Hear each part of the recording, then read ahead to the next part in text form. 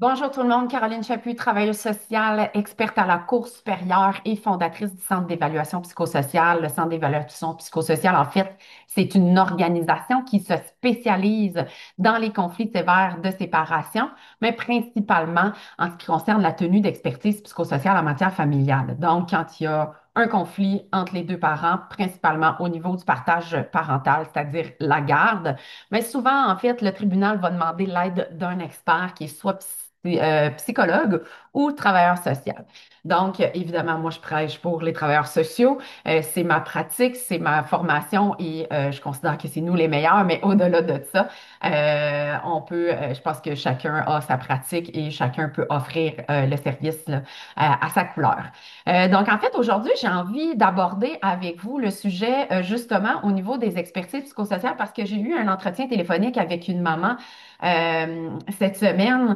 Et puis, dans le cadre de cette entrevue téléphonique, bon, l'autre partie demande à avoir une expertise psychosociale en matière familiale. Puis là, ben, la maman, ce qu'elle me disait, c'est que, ben là, c'est quoi, c'est quoi ça, une expertise psychosociale? Puis j'ai pris le temps avec elle là, d'expliquer ce qu'il en était, mais elle, dans sa compréhension, là, le rapport, il allait venir dire, est-ce que je suis une bonne mère ou est-ce que je suis une mauvaise mère? Et est-ce que mon coparent ou ma coparente est un bon parent ou un mauvais parent? Euh, Pas du tout. Ce n'est pas du tout l'objectif d'une expertise psychosociale en matière familiale. Vraiment pas. Ce qu'on vient faire, c'est qu'on vient faire une évaluation de votre situation familiale. On vient observer comment les enfants sont avec le parent A, comment les enfants sont avec le parent B, comment papa et maman individuellement, ou maman, papa individuellement se sentent dans la situation actuelle, mais aussi comment les enfants, eux, se sentent. C'est quoi leur perception de la situation? Parce que des fois, on peut se retrouver dans une situation où on a un parent qui essaie de faire de l'aliénation parentale ou qu'on a des parents qui essaient de mettre leurs enfants dans un conflit de loyauté, mais qu'en bout de ligne, il n'y a pas d'impact sur l'enfant. Lui, l'enfant, il fait comme, tout va bien, tout va bien. Mais il y en a que non. Donc, tu sais, ce qu'on vient faire, c'est qu'on vient vraiment évaluer votre situation familiale. Donc, je le répète, je pense que je l'ai déjà dit, ce n'est pas parce que nous sommes séparés que nous ne sommes plus une famille. On demeure une famille, on est juste une famille différente avec des parents séparés qui devons se partager le temps avec nos enfants. Donc, en fait, non, ce n'est pas l'objectif de l'expertise de venir dire si vous êtes un bon ou un mauvais parent. Donc, si vous recevez au tribunal cette ordonnance-là, comme quoi que le juge veut que vous participiez à une expertise psychosociale, rassurez-vous, ce n'est pas ce à quoi le juge s'attend de toute façon. Ce qu'on vient faire dans le cadre de notre expertise, quand on fait notre évaluation, puis qu'on dépose le tout dans notre rapport, ce qu'on vient faire, c'est qu'on vient mettre en lumière. On vient mettre en lumière sont où vos forces et sont où vos défis.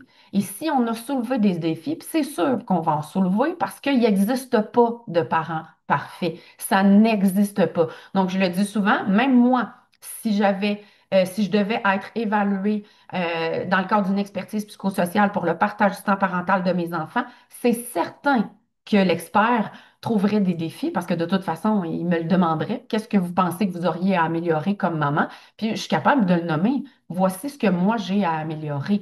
Et bien à ce moment-là, ce qui arrive, c'est que dans l'expertise, on vient soulever les défis. Oui, on vient soulever les défis du parent, soit que le parent va être en mesure de nommer lui-même ou que nous, en tant qu'experts, on va avoir été en mesure d'observer.